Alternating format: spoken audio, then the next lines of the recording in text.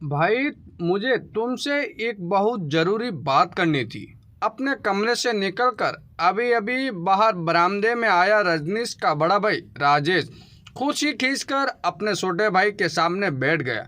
कभी सीधे मुंह बात ना करने वाले बड़े भाई का यूं अचानक बदला व्यवहार देखकर रजनीश को थोड़ा आश्चर्य हुआ।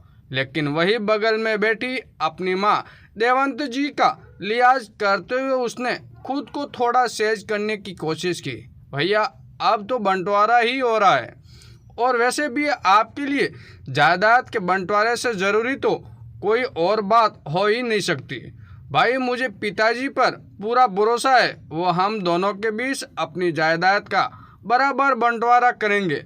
लेकिन मैं अभी जो बात तुमसे कहने आया हूँ वो जायदाद के बंटवारे से अलग है। रजनीश अपने बड़े भाई की बात गौर से सुन रहा था और राजेश आगे बताने लगा, मैंने सोचा है कि बंटवारे के बाद माँ और बाबूजी को तुम अपने साथ रख लेना। वैसे भी माँ को तुम्हारी पत्नी के हाथों का भोजन कुछ ज़्यादा ही पसंद है। अक्सर छोटी बहुओं के बनाए व्यंजनों की तारीफ कर देने वाली देवंती जी की और राजेश ने देखा तो देवंती जी तनिक असहज हुई। मैंने ऐसा तो कभी नहीं कहा, मुझे तो अपनी दोनों बुएं एक जैसी ही लगती हैं। रहने दो माँ, जब से इसका विवाह हुआ है आपका मेरी पत्नी के प्रति नजरिया ही बदल गया है। आपको क्या लगता है आप मुंह से नहीं कहेगी तो क्या वो समझ नहीं पाएगी कि आप किसका बनाया भोजन मन से खाती हैं और किसके बनाए भोजन में कमियां निकालती रहती हैं। अपने बेटे के मुंह से अपनी बहू के शब्द सुनकर देवंती जी का अवाक रह गई, कुछ कह न सकी। लेकिन वही बगल में बैठे रजनीश ने अपने बड़े भाई की बात बीच में ही काट दी। भैया, जायदाद में बंटवारा तो बराबर का हो रहा है, फिर माँ और पिताजी का खर्च मैं अकेला क्यों उठाऊं? तू कहना क्या चाहता है? माँ और पिताजी का भी हम दोनों आपस में बंटवारा कर ले। भैया, चाहे जो भी हो, मैं साफ साफ कह देता हूँ, मैं अकेले माँ और पिताजी का खर्च नहीं उठा पाऊंगा। ठीक है छोटे, बंटवारे के बाद माँ को तुम अपने पास रख लेना और पिताजी को मैं अपने साथ रख लूँगा। ये कहते हुए राजेश उठ खड़ा हुआ, लेकिन देवंती जी ने राजेश का हाथ थाम लिया। बेटा, माँ बाप का भी भला कहीं बंटवारा होता है? ये तो छोटा है, ना समझे, तू तो समझदार है, कुछ तो सोच समझ कर बोला कर। माँ, जायदाद में जितना हिस्सा इसे मिलने वाला है उतना ही मुझे भी मिलेगा। मुझे अलग से कोई खजाना नहीं मिलने वाला है जो मैं आप दोनों का खर्च उठा सकूं। ये कहते हुए राजेश अपनी माँ से हाथ छुड़ाकर घर से बाहर जाने के लिए मुड़ा ही था कि सामने अपने पिताजी के साथ काला कोट पहने वकील को देख अचानक ठिठक कर रुक गया। बाबूजी, आप तो जायदाद के बंटवारे के कागजात बनवाने गए थे ना? हाँ बेटा, कागजात तो मैंने तैयार करवा लिए और वकील साहब को भी मैं साथ में ले आया हूँ।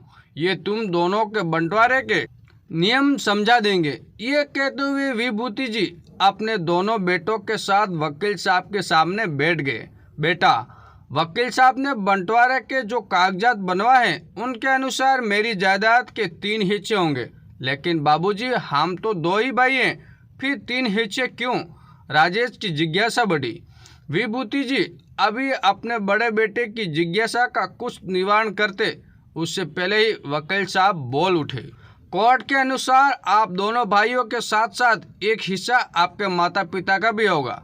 लेकिन वकील साहब, माँ और बाबूजी तो हमारे साथ ही रहेंगे ना, फिर उनका अलग से हिस्सा क्यों? कोर्ट के अनुसार आप दोनों में से जो अपने माता पिता की सेवा करेगा उसे ही अपने माता पिता का हिस्सा मिलेगा। वकील साहब की ये बात सुनकर दोनों भाई एक दूसरे का मुंह देखने लगे। रजनीश अभी कुछ कहता उससे पहले ही उसका बड़ा भाई राजेश बोल उठा, ठीक है वकील साहब, माँ और बाबूजी को मैं अपने साथ रख लूँगा। अपने बड़े भाई का अचानक बदला रूप देखकर रजनीश के आश्चर्य का ठिकाना न रहा। लेकिन थोड़ी देर पहले माता पिता को लेकर दोनों बेटों की बातचीत की प्रत्यक्ष गवाह रही देवंती जी ने अपना फरमान सुना दिया, हम दोनों पति पत्नी तुम दोनों में से किसी के साथ नहीं रहेंगे। हाँ, जिसे हमारे साथ रहना हो वो अपना हिस्सा लेकर हमारी शर्तों पर हमारे साथ रहने आ सकता है। अपनी माँ की बात सुनकर दोनों भाई कसमस में पड़ गए।